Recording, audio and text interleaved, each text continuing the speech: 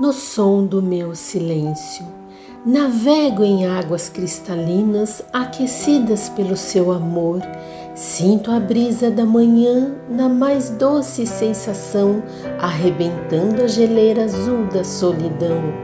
O som do meu silêncio percorre o meu corpo, toca minha pele, explode em meu peito e morre em meu coração.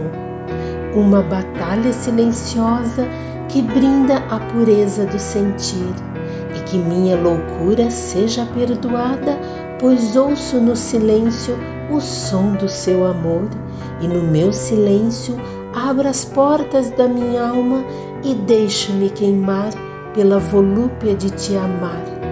Poema de Marta Regina Giolo. Luz e Amor. Narração Rosana Val.